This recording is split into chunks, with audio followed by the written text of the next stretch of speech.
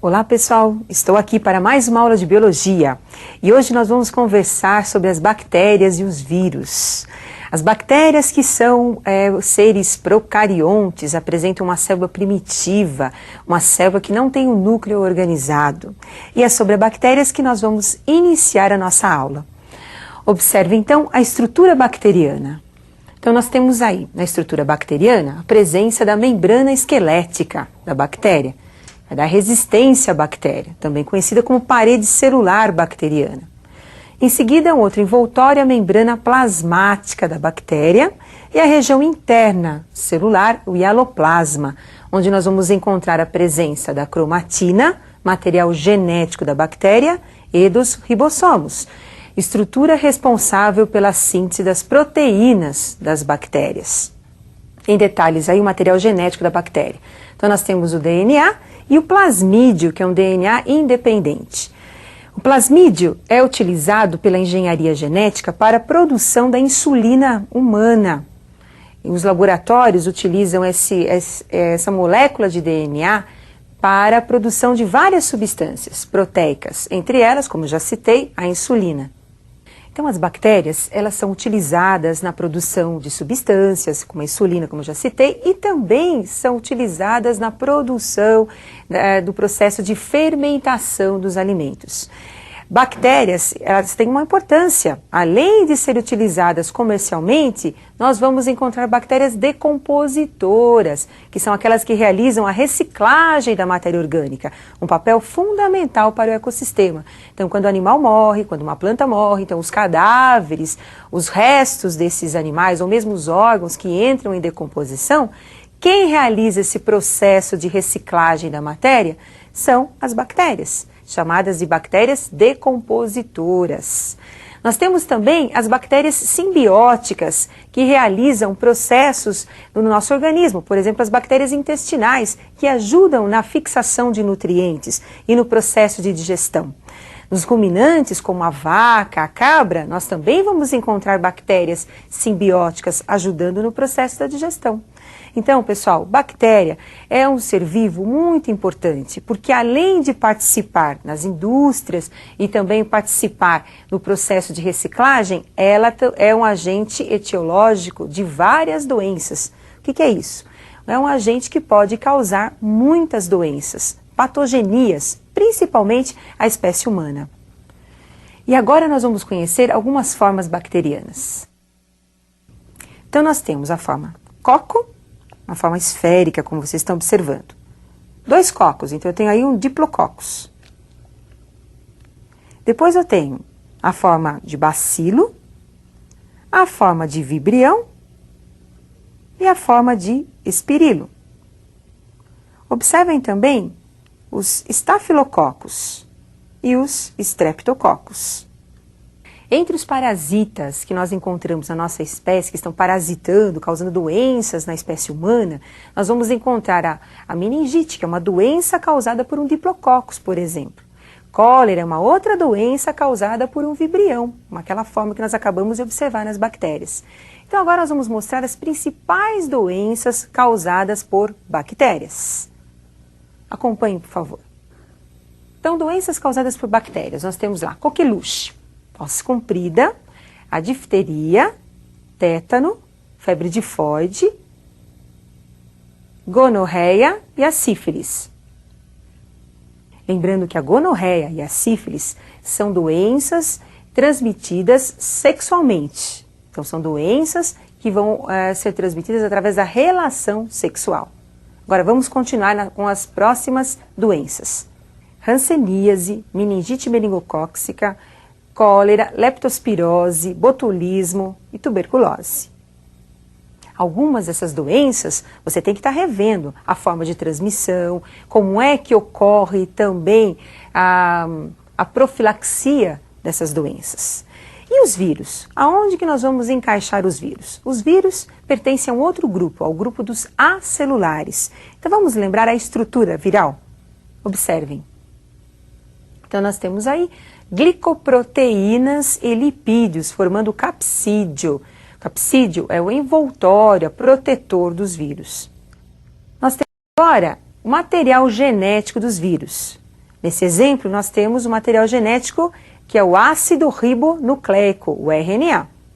E aí a presença de uma enzima importante, conhecida como transcriptase reversa. Então, o nosso exemplo, o vírus tinha RNA. Mas nem todos os vírus apresentam o RNA, o ácido ribonucleico. Existem vírus que apresentam apenas o DNA, que é o ácido desoxirribonucleico, e o capsídeo. Então percebam que é uma estrutura muito simples. Como os vírus são parasitas obrigatórios, eles vão necessitar sempre de uma outra célula para a sua reprodução. E agora nós vamos conhecer um pouquinho sobre essa reprodução viral. Então observem agora a reprodução dos vírus da AIDS, do HIV. Então nós temos aí a estrutura do HIV, o vírus da AIDS, também conhecida como SIDA, né? Esse vírus apresenta o material genético, o RNA. Envolvendo o material genético, então nós temos o capsídeo, um envelope protetor também. Lembrando que esse vírus, devido à presença do RNA, ele é chamado de retrovírus. Esses vírus adoram se reproduzir numa célula que nós temos no nosso organismo, conhecida como linfócito CD4. É o general que cuida de toda a nossa defesa imunológica. O CD4, ele apresenta uma proteína, como vocês estão observando o CD4, tem a membrana celular, o seu DNA, o seu núcleo. Então nós vamos encontrar o material genético dessa célula. O HIV, ele acaba se ligando, o processo que nós chamamos de adsorção, ao linfócito CD4.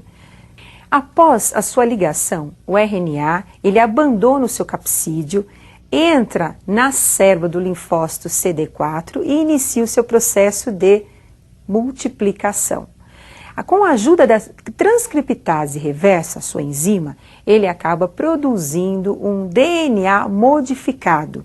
Esse DNA modificado, produzido agora, vai ser absorvido pela célula, pelo núcleo da célula parasitada, e com isso nós vamos ter agora a formação de um DNA modificado no interior do núcleo do nosso linfócito. Utilizando a maquinaria da célula parasitada, então agora o nosso DNA viral passa a se reproduzir, formando cópias desse DNA modificado, produzindo seus capsídeos, dando origem então a novas formas aí de HIV. Esse HIV agora abandona a célula parasitada e vai agora parasitar outras células, multiplicando-se no interior dessas novas células. E agora um detalhe especial para vocês não esquecerem, eu tenho o DNA do linfócito, o DNA do nosso glóbulo branco, e você tem o DNA pirata, o DNA do HIV, aderido a esse linfócito, ao DNA do linfócito. E com isso, nós vamos ter a reprodução viral. Então, após a reprodução, o HIV agora abandona os linfócitos, cai na corrente sanguínea e vai ser encontrado nas secreções do corpo, no caso, nas secreções vaginais, no esperma, mas também encontramos o HIV nas células do sistema nervoso. Ele gosta muito também dessas células para sua reprodução? Não, só nos linfócitos, mas ele é encontrado no seu interior. Bom, com a instalação do HIV nesses tecidos, nós vamos ter as manifestações das doenças. Lembrando que a AIDS, a SIDA, é uma doença da imunodeficiência adquirida. Na verdade, essa doença, ela vai diminuir a resistência dos pacientes e, com isso, possibilitar a manifestação de outras doenças, como nós vamos conhecer algumas dessas manifestações. Então, observem agora alguns sintomas e doenças dos aidéticos. Então, nós temos aí na pele. O que nós vamos encontrar na pele? Então, na pele nós vamos ter, primeiro, as dermatites que são encontradas e uma ulceração, na verdade, pode ser chamada até de um câncer de pele, que é o sarcoma de Kaposi, que nós vamos encontrar formando uma espécie de feridas na pele dos aidéticos. Em seguida, nós temos também manifestação de fungos, manifestações também de outros vírus, provocando, em alguns casos, também a presença de herpes, devido à queda da imunidade nesses pacientes. Em seguida, nós temos aí o aparelho respiratório. O que nós vamos encontrar no aparelho respiratório? Então nós temos doenças ligadas à pneumonia, tuberculose, com a queda da imunidade, nós vamos ter a manifestação principalmente da pneumonia e tuberculose nesses pacientes. Sistema nervoso central, o aparecimento também da toxoplasmose, meningite, linfoma cerebral, demência, dependendo da região que o parasita estiver se manifestando e parasitando. No aparelho digestório, devido à presença da Candida albicans, nós vamos ter também a presença de sapinhos na boca desses pacientes, em todo o tubo digestório e no estômago também. Então nós temos um quadro de candidíase infectando o paciente. Nós temos também herpes, citomegalovírus, leucoplasias e bactérias que vão todas se encontrar no aparelho digestório. E no aparelho linfático nós vamos ter a presença de linfomas e a manifestação também da tuberculose nesse sistema. Hoje a droga mais utilizada no tratamento dos aidéticos é o AZT. Agora, fora a AIDS, nós temos outras doenças importantes que também são causadas por vírus. Vamos conhecer algumas dessas doenças.